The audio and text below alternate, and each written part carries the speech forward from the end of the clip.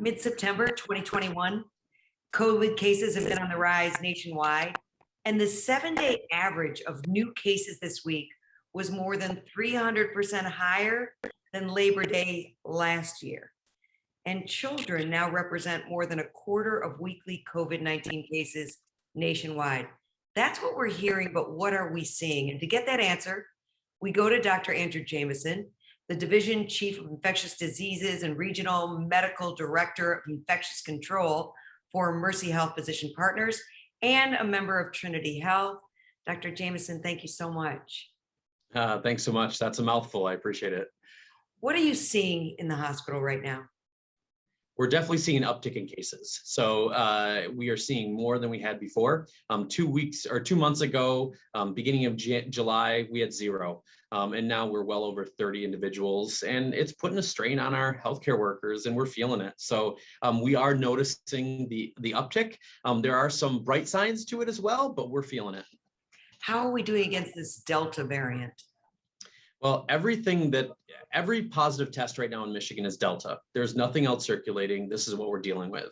And Delta is hurting us mostly because it's so much more infectious. So people's behavior that last year was safe and they didn't get infected with and they felt okay about, this year they're putting themselves at risk. So we're feeling the difference mostly from that infectivity. We keep hearing about other variants. How concerned do we need to be? I think it's concerning enough to look at it and watch for it. But one of the things that we're seeing is that Delta is able to outcompete those other variants. So they don't really have a chance to start circulating. And sometimes the more resistant something is, it may lose a little bit of its ability to transmit from people. So I think that we've seen some of these variants come and go, some of them scarier than others. I think it's early enough to watch. I don't think it's early enough to panic yet. In addition to how much this surge is taxing the hospitals, what are some of your other concerns about what we're seeing right now? I think one of the worries I have is that going into school at this level of community transmission, we're going to see a surge and an uptick earlier than we saw last year. So we do know that kids are getting infected. They're getting infected at high rates. They're some of the most vulnerable. And those kids are bringing it home. And it's the exposure that's happening with other people in their circle that's ending up increasing our hospitalizations and increasing, frankly, people passing away.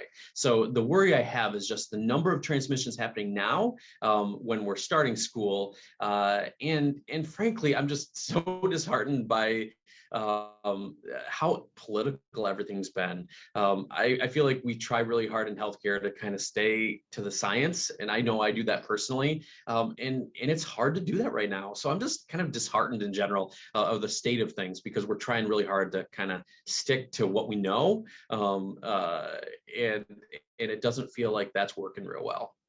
And in terms of back to school, what are the numbers that you're seeing and hearing, and what's most concerning for you? So far, there's not been major changes locally for us. So we've not had massive outbreaks. We've not had a bunch going on. There have been plenty of schools in Michigan that have been shut down already from things happening and circulating virus.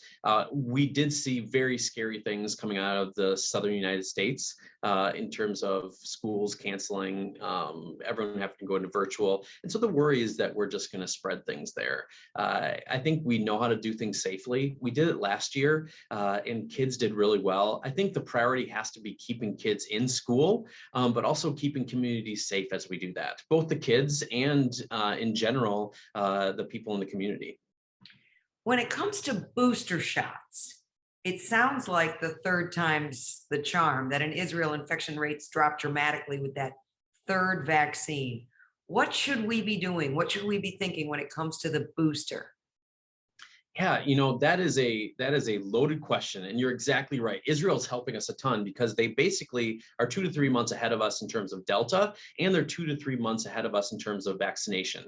So they have shown that third dose really bumps up prevention almost to pre-Delta levels. And so I think we are going to be heading towards boosters. I actually would have said I'm not sure 2 weeks ago, but the data is coming in so fast that and it's such good data with huge numbers that I think that we are going to be moving towards boosters soon. The big question is whether we're going to be doing it in a staggered way, where the people who got it first in the winter are going to be getting it first now in terms of that third shot. I don't think anybody is terribly surprised that it's going to be something like a 3-shot series. There's very few vaccines that are just kind of a 1-shot series. You kind of need that initial boost. You need the priming of your immune system to kind of wake up and have a more sustained response. So I don't think it's terribly surprising that we're looking at this. And the exact rollout is going to be determined next week when, the big advisory group to the CDC, which are a bunch of clinicians and scientists, are going to give us some recommendations on who to give boosters to first, how is it going to work, or do we just kind of open it up? So more to come. And what will happen to those who perhaps got the Johnson & Johnson vaccine, and what will their booster be like?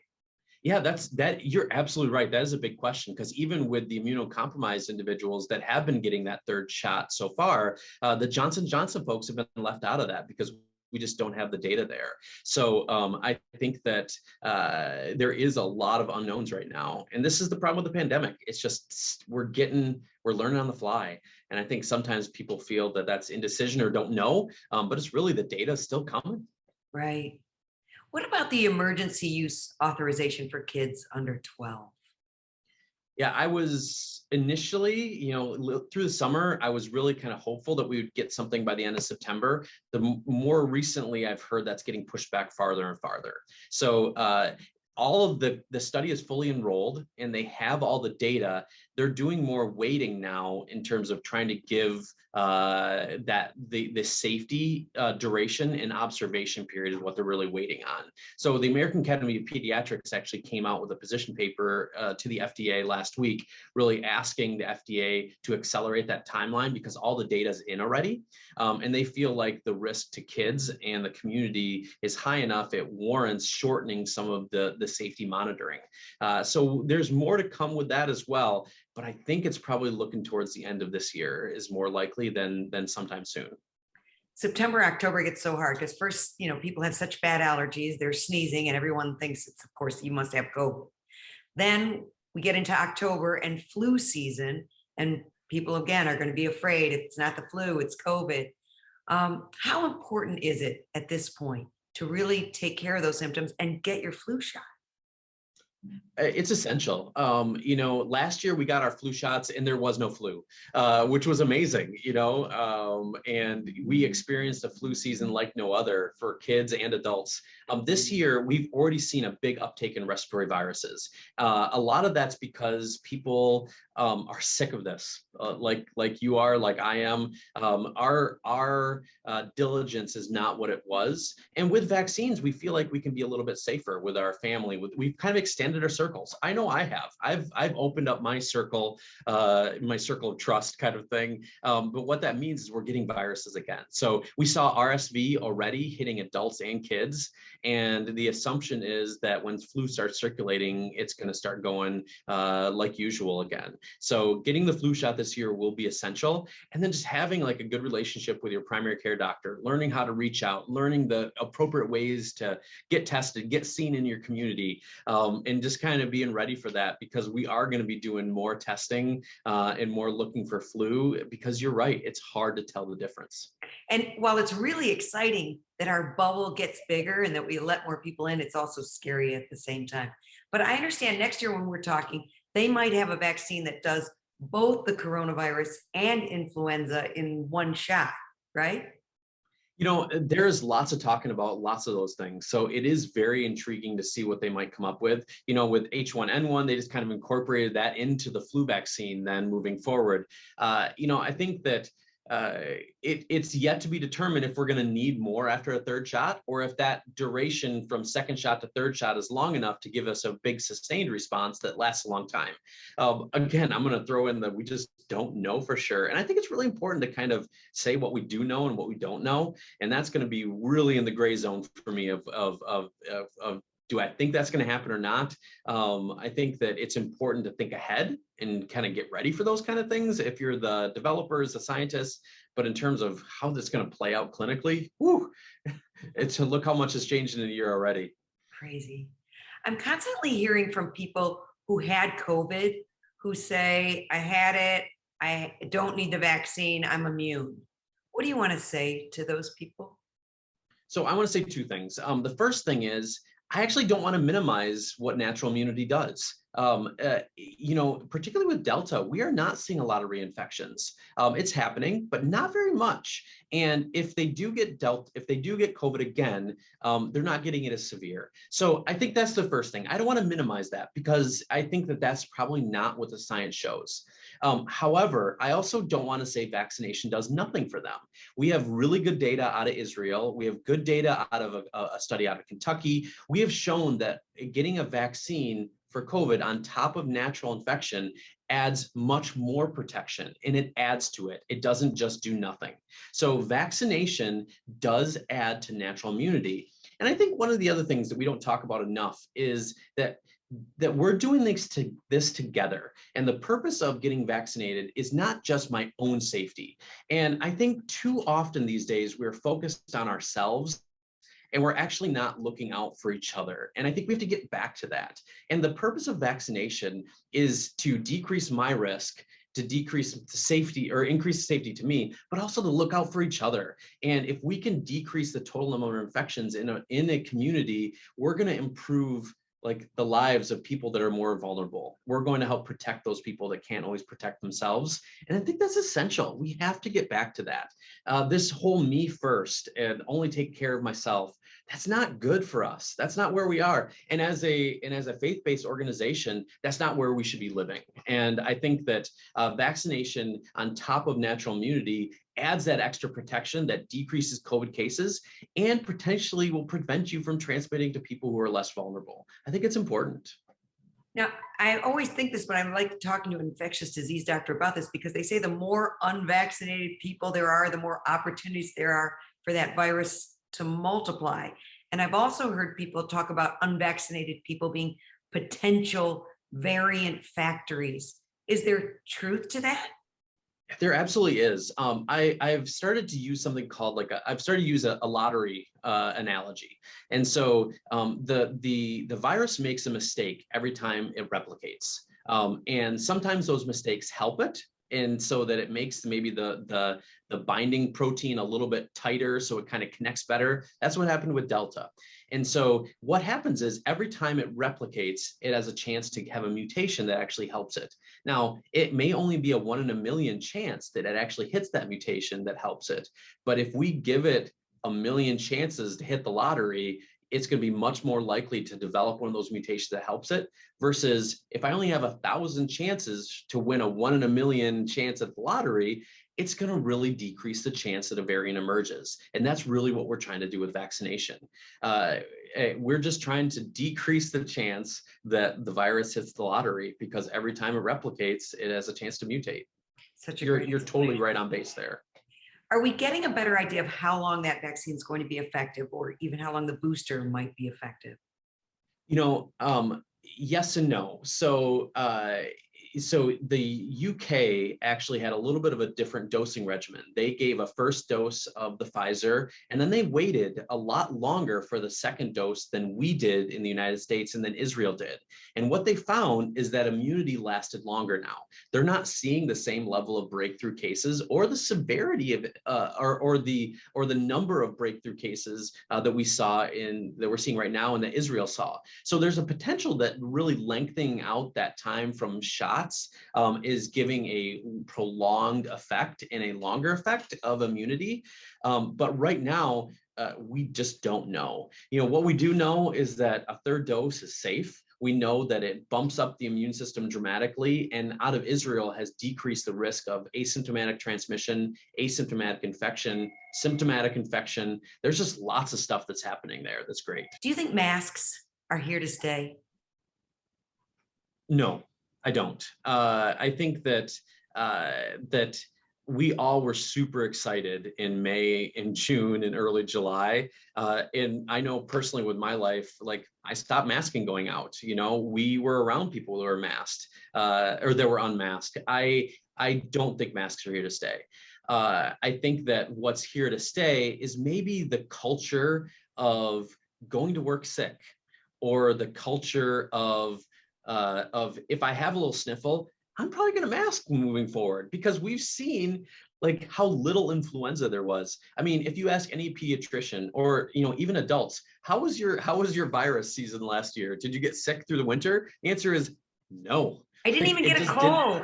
Exactly. So I think that maybe our culture might shift a little bit to be more cognizant of what we're doing with ourselves in terms of our exposing other people. But I do not think masks are here to stay. And I will be so excited when I get to throw it away. I think that we need to get numbers down and we need to get vaccinations up. And then that'll allow us to make sure that we are not putting those around us at risk, and we're protecting ourselves. So we get there, we're throwing them away. I was really struck by what you said about how, we went through a lifetime of really respecting science, and suddenly in the last few years, it's become somehow political. Since you do know the numbers and you do know the science, when somebody does come at you from a political angle, how do you respond? What do you say? Or what do you recommend the rest of us say? Yeah, I think probably the most important thing to do is listen. I think too often we just dismiss people, and we say like they're listening to fake science or they're reading something online that's not good. That may be the case, but also they're saying these things and coming at it from a perspective that is meaningful to them and is part and it impacts them. So I don't think dismissing it is the right thing. I think that personalizing it helps for me. So, one thing I try to do is say, I talk to people and say, you trust me enough to come to me for these other things. You trust me enough to treat me for your severe life-threatening septic shock. And I've really worked hard to educate myself about this, and this is my job. And I would ask you to trust me over something you read online, or me over someone that may have no expertise in infectious disease at all. And I try to make it a little bit more personal and kind of talk about how I behave and how I act. And at the same time, I feel bad because it's really, really hard for people when they're online to find a resource that's trustworthy. We kind of get in these echo chambers where we can't find anything other than people that think the exact same thing we do. And that really is hard to get outside and find sources that are diverse. So I think, short answer, I try to listen.